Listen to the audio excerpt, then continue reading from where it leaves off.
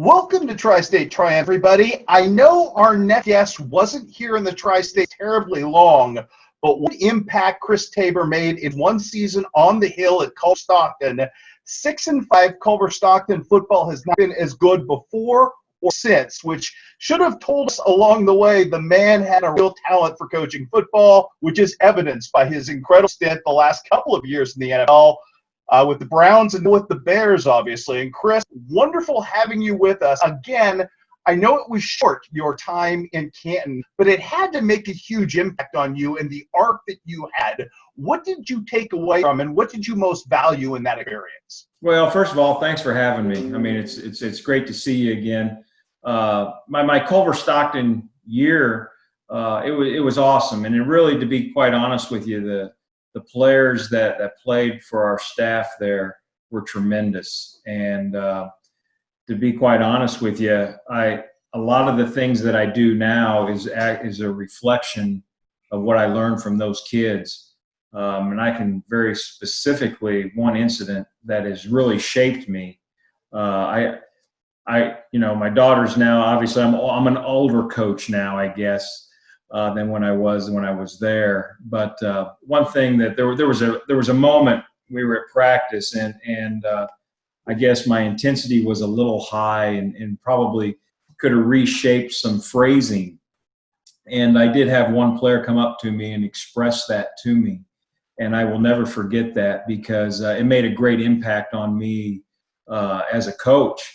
To say, you know what, there's different ways to reach kids and to teach them and to grow them. And it was a significant moment for me professionally and just personally.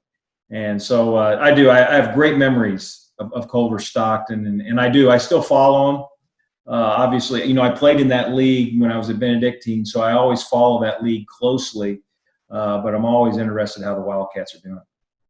You come from a coach family, and obviously your dad is certainly a seminal figure in your life, but you've been really lucky and fortunate, Chris, in the coaches that have kind of been a part of your upbringing through this business. And I know when you came here, you had spent a significant stint with Larry Smith. I mean, do you feel pretty blessed in sort of the architecture of at least the fundamental roots of your coaching career?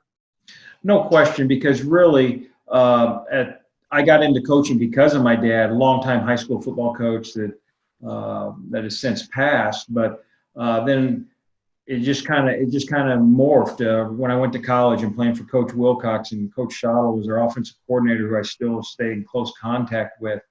Working for Larry Smith, Lovey Smith, Bill Cubitt at Western Michigan, Mick Dennehy, and Brent Guy. Who just had a big piece on him and ESPN. All great men, great leaders. And I try to take something from each of them and at the same time be my own person. But the way that I've watched those guys shape young men, that's what I've tried to do. That's what I wanted to do, because at the end of the day, I got into coaching because there was a bunch of high school players that used to come over and see my dad, just to see how the old coach was doing. And that always stuck with me. I was like, hopefully I can make an impact in kids' life. And he checks up on me later on as I get older. You're introduced in 2001 by Amy Lynn for that first head coaching job. And nobody at the time possibly predicted York would go where it would. We'd all be crazy if we said it would. It really is a surreal roller coaster trip, isn't it? No, it really has been. And, it's something that's actually just happened because I was so fortunate to get the opportunity to be the head coach there. I mean, it's tough to be a head coach at any level. I mean, it is. And I was fortunate. But I think at the same time, I think that if you put your mind to something and want to do something, you can accomplish it. And I think the biggest thing that I've learned is, be happy where you're at, work the job that you have and do to the best of your ability, and then try to go above and beyond that. But you're not doing that because you're chasing some other job. You're doing that because that's what you love to do. And if it materializes into something else, well, then the good Lord has a plan for you. And then you can cross that bridge when you get there. And I think that's my wife and I. We've always approached that that way. Wherever we're at, that's home to us. I mean, Quincy. We lived in Quincy and loved it, and still talk about it. That's where my oldest daughter was born. And I mean, it's a special place. In fact, there was one time we were driving back through from Kalamazoo, Michigan. I grew up in St. Joe, Missouri, and we drove through Quincy, and we stopped off at the hospital so we could show her when we drove by the house where we lived, and because that was a part of our life, a big part of our life. So, you know, we've been fortunate, and no, I would never have forecasted that this is where I'm at, but I am blessed and I'm fortunate. I had a very wise man say to me, you know, be Kentucky Fried Chicken in this world. Do one thing and do it better than anybody else, and you will find a way to excel in this world. And you've really found a niche. And I know from being around you, even the little I was when you were at Clear, you've always had an incredibly meticulous mind, which special teams piece of this view has to fit almost like playing chess, doesn't it? No, it's been interesting because early on in my coaching career, I never wanted to coach special teams. And in fact, how I got involved with special teams was I got hired by Mick Denny at Utah State. That staff got let go. The new head coach, Brent Guy, comes in and he retains me. And he decides to divvy up the special teams. And he says, okay, Chris, you're gonna coach the punt team. And I said to him very nicely, I said, Coach, I said, that's great. I said, I just want to let you know, I've never coached the punt team ever in my entire life. And he laughed and he goes, well, I guess you better start studying it. And so I did. I started really getting into it. And then as I studied it, I found out, boy, there's a lot of things you can do with this, and you can do this and you can do that. And you can kind of make a little niche for yourself. And it's kind of grown. I was fortunate. I got an opportunity that Dave Tobe, that I worked with in Missouri, got hired here at Chicago. And then it took a few years, but he said, hey, I get to hire an assistant and I'm going to pick you. And then it's just it's taken off from there. Yeah, but at the beginning, so when I see young coaches and I say, hey, I need some help in special teams, and they kind of look at me funny, I say, I know that look. I used to have it. That's not what you want, you know, so it's been great. From a standpoint, I don't know that any of us saw this coming. Culver Stockton would end up being the cradle of special team coordinators in the NFL. It has kind of become that with you and John. And I know you see him from time to time. Do you guys ever reflect on just what a unique turn that is? No, we do. We talk weekly. I mean, we're still best friends, and he's like a brother to me.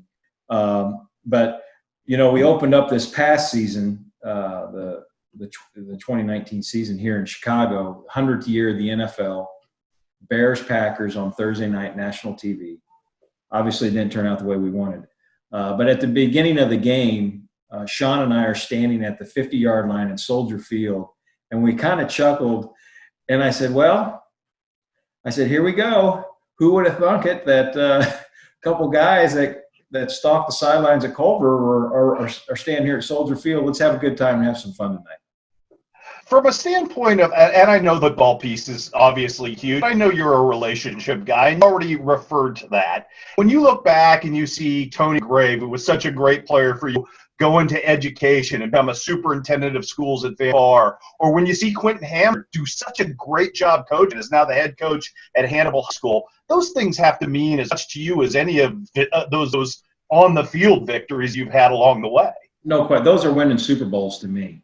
There it really is. And when I saw, you know, Tony came down to see us down training camp when we were down in Bourbonnais, and his family was there, and I'm riding my bike to go over to the cafeteria to get something to eat, and he yells at me, and I recognize him, and I head over to him, and we had the best visit. I mean, it was awesome. It's something I'll never forget. And those guys, credit to those guys. They still they reach out and stay in touch, and I'm very appreciative of that. But I have followed where those guys are at and how they've done, because they're impacting other kids' lives, and they're making a difference. And I think if we can just all make a little bit of a difference in someone's life, well, then it's been successful. I'm not doing my job if I don't ask you. This in such weird times, and I know you have to feel like you're a little bit out of control of your usual element. Not now, obviously, but not knowing and the just this is the weird stoppage in American life since World War II. Kind of how have you adapted and coped with all this? Because it can't be easy. No, it can't. But what I will say to you is this, and this is what I've tried to talk with our guys about, and Coach Nagy's done the same. Some people say, well, this is impossible. How can we do this? It's not the same. Well, if you want to think like that, that's okay. You're not going to go anywhere. If you think that impossible, we think impossible is opportunity. Okay, so we've had all these Zoom meetings with our players. Has it been different? Absolutely. But I've had to become a better communicator, a better teacher. I'm teaching through a computer screen. So I've had to, I say, I've gotten better, and that has to be exciting. And I think that's how we look at it. It's an opportunity to get better. Last one for you, Chris, and I think this is the most important component of all of this because you're a guy who's obviously risen to the highest level of your profession, and there are kids out there who understandably think, man, the NFL seems 8 billion miles away from me, and man, I love coaching. What would be the single biggest piece of advice you would give a young coach who has those aspirations, whether they articulate them or not, but would love to be the top of their profession?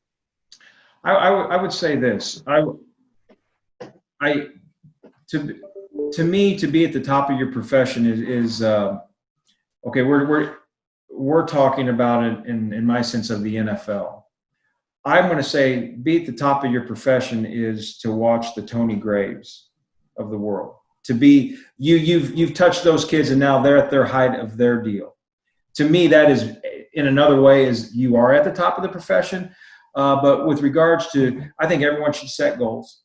I think that as you set goals, only you can do it, and it's a process. And I always tell people, don't worry about the results, worry about the process. How did I do each and every day? And I know it sounds very cliche and all that thing, but I've talked to kids and I've had kids say, well, they told me I couldn't do that. And I get upset at that. Don't let anyone say that you can't do something. If you have a goal and you want to do that, you have every right to go out and chase it and give it your all. And if you do that and it doesn't end up exactly how you wanted, well, guess what? The good Lord is putting you on a path for some reason, and it's going to work out. And I've kind of believed that, and it's kind of worked out. I mean, like I say, we're very thankful for where we're at, but my time at Culver I'm here because of that.